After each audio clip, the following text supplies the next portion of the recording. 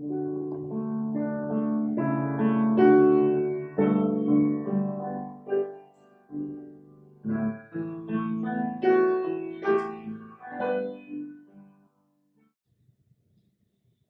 pagi Semakara, good morning, guten morgen, buongiorno, ciao, ani.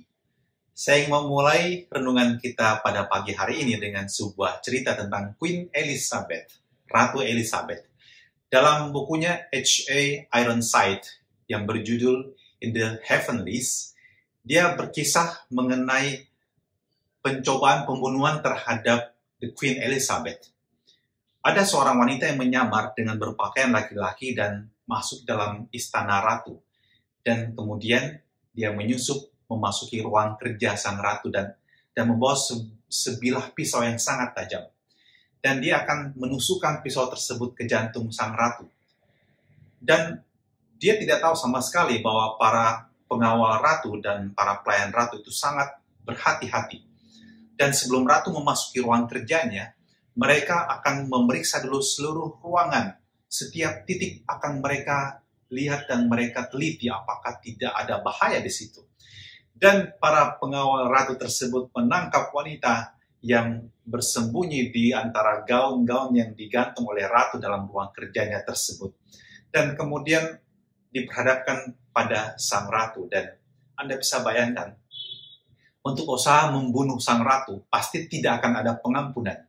Dia tahu dia pasti akan mati. Apa yang dilakukan?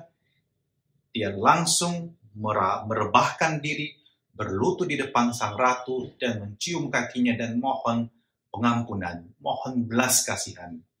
Dan Ratu Elizabeth mengatakan kepada dia, "When I show you grace," jika saya mengampunimu, rencana apa yang akan kamu lakukan di masa depan? What will you make in the future, for the future? Dan kemudian wanita tadi yang tertangkap ini mengatakan, jika rahmat itu bersyarat, itu bukan rahmat sama sekali.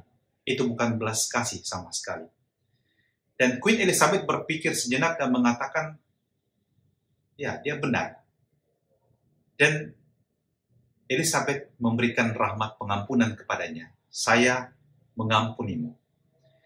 Dan apa yang terjadi? Sejarah mencatat bahwa tidak ada wanita yang lebih setia yang mengabdi kepada Queen Elizabeth selain wanita yang mau membunuh dia tadi. Wow, luar biasa. Sungguh inspiratif kisah ini. Ketika saya membacanya, saya langsung teringat, wow, sangat-sangat luar biasa wanita ini. Dan itu juga yang terjadi pada wanita-wanita yang mengikuti Yesus yang dikisahkan dalam Injil Lukas hari ini pasal 8 ayat 1-3.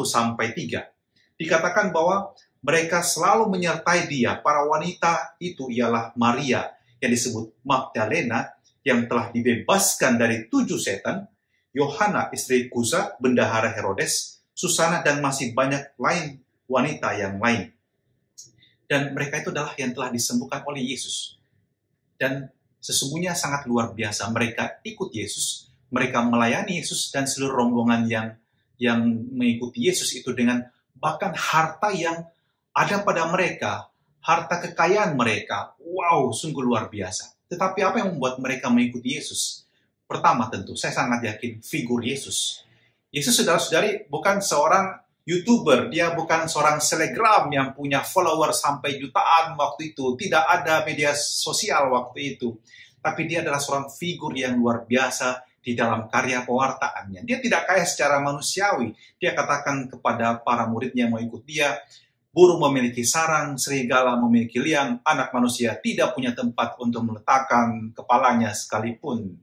Yesus tidak punya harta kekayaan sehingga diikuti. Yesus juga tidak mewartakan mengenai apa visi politik dia. Tidak. Yesus mewartakan cinta kasih. Dan karisma ini memancar di dalam perkataannya, di dalam perbuatannya, dalam seluruh kehidupannya. Simpati dan totalitas, empati dan belas kasih. Itu yang diwartakannya, yang ditawarkannya kepada manusia pada zamannya. Dan saya sangat yakin pelayanan yang total dan rendah hati inilah yang memikat hati begitu banyak orang yang kemudian menjadi sahabat-sahabatnya. Dan di antara begitu banyak sahabat Yesus, ada yang lingkaran terdalam, sahabat-sahabat terdekat yang disebut sebagai para rasul. Dan juga ada, seperti Injil hari ini mengatakan, wanita-wanita yang selalu mengikuti dia dan juga melayani dia. Yesus itu putra Allah, dia sebenarnya memiliki segalanya, tetapi dia tidak tinggi hati, dia tidak sombong dan tidak mengatakan, "No, I don't need your help, I can do it by myself. Kalau saya lapar, saya ubah batu menjadi roti." Tidak, Yesus itu sangat rendah hati, dia membuka diri dan membiarkan orang-orang melayani dia. Dia sangat terbuka membiarkan orang-orang mengikuti dia, bahkan para wanita yang boleh dikatakan the second class in the society at the time, Yesus undang dan ajak untuk terlibat. Dan saya bisa menyaksikan juga pada zaman sekarang ini, banyak sekali wanita-wanita yang menjadi pelayan-pelayan Tuhan di dalam gereja. Mereka menjadi penggerak, menjadi motor, menjadi motivator dalam berbagai gerakan-gerakan kategorial.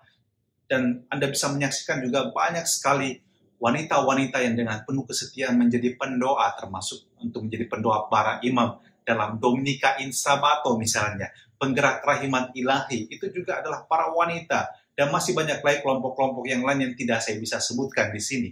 Tetapi kuncinya adalah Yesus itu begitu murah hati, dia memancarkan karisma yang luar biasa, sehingga dia seperti magnet yang menarik orang datang kepadanya. Dan para sahabatnya ini, boleh saya katakan, para rasul itu ketika Yesus mengalami situasi yang sulit dan harus memikul salib, mereka tidak ada, mereka lari. Siapa yang setia sampai di kaki salib? Para wanita. Coba lihat di dalam Injil. Siapa yang berdiri di kaki salib Yesus? Maria ibunya dan beberapa wanita lain yang disebutkan oleh penginjil. Dan juga ketika Yesus sudah dimakamkan, siapa yang datang pagi-pagi buta untuk mencari dan membuka kembali makam Yesus untuk memberinya rempah-rempah? Para wanita, di mana para pria, I don't know.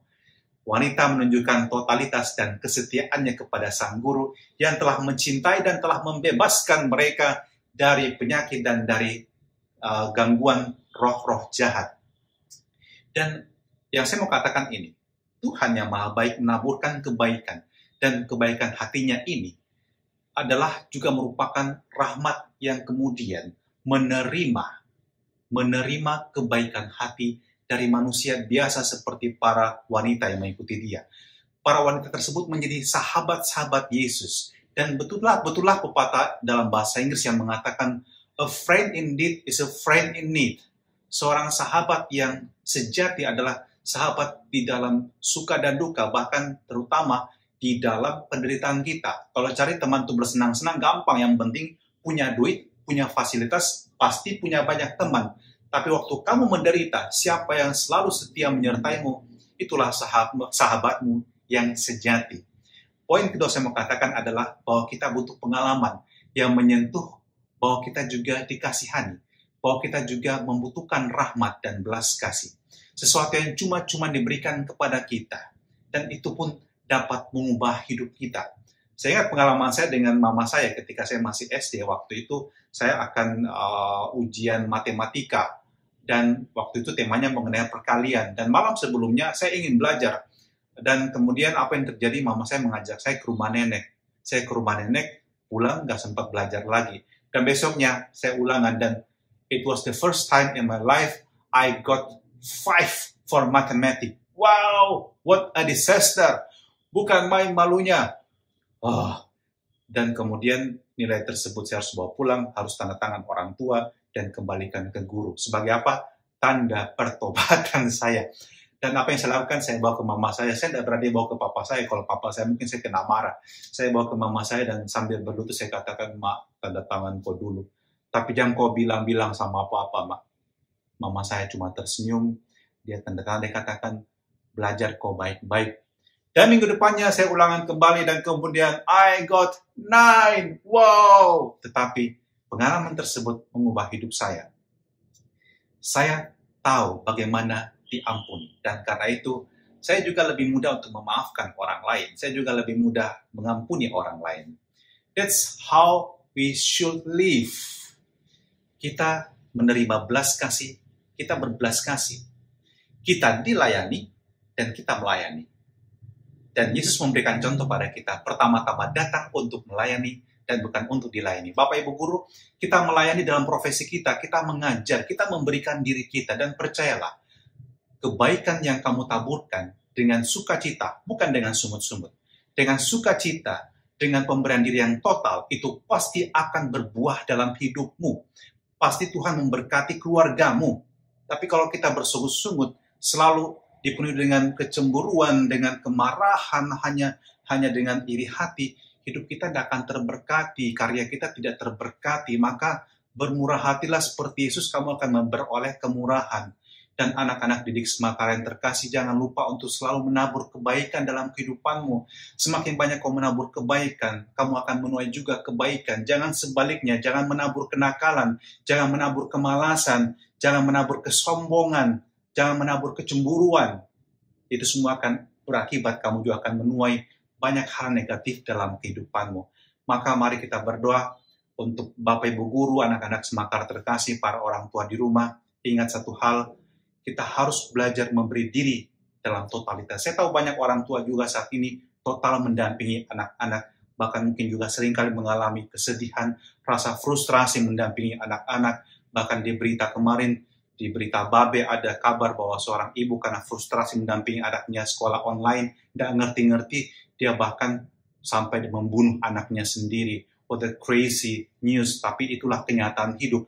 Dan semoga itu tidak terjadi pada kita, tapi kita dengan totalitas para orang tua juga melayani anak-anak dan meyakinkan diri sendiri dan juga memastikan bahwa anak-anak kita itu ternyata bisa dipercaya. Dampingi mereka dalam sekolah saat ini, karena saat ini adalah saat yang sulit, saat pandemi kita tidak bisa ke sekolah, kita sekolah online, dan perkembangan anak-anak, selain usaha orang tua, juga para guru, semua kita sebagai satu tim, kita bekerja sama untuk mendampingi anak-anak kita, agar mereka tidak minimalis, melainkan total di dalam belajar dan menimba ilmu juga di masa yang sulit ini. Mari kita berdoa. Tuhan yang Maha Baik, kami bersyukur untuk firman-Mu hari ini. Dan semoga seperti Yesus kami pun total memberikan diri kami. Dan kami bersyukur untuk banyak sahabat yang Kau berikan kepada kami, yang juga selalu menyertai kami dalam suka, tapi juga terutama kami butuh di dalam situasi yang sulit dalam hidup kami, juga dalam duka kami. Dan kami percaya melalui mereka lah Engkau juga bekerja dan menolong kami. Dan turunkanlah berkat Maha Kuasa atas suster kepala sekolah, atas Bapak Ibu Guru, para staf pegawai, dan anak-anak Semakara yang terkasih, juga orang tua mereka di rumah, dan semua saja yang mendengarkan renungan pagi ini, dalam nama Bapa dan Putra dan Roh Kudus. Amin. Selamat pagi Semakara, semangat selalu, Tuhan memberkati kita. Tschüss, auf Wiedersehen, bis morgen.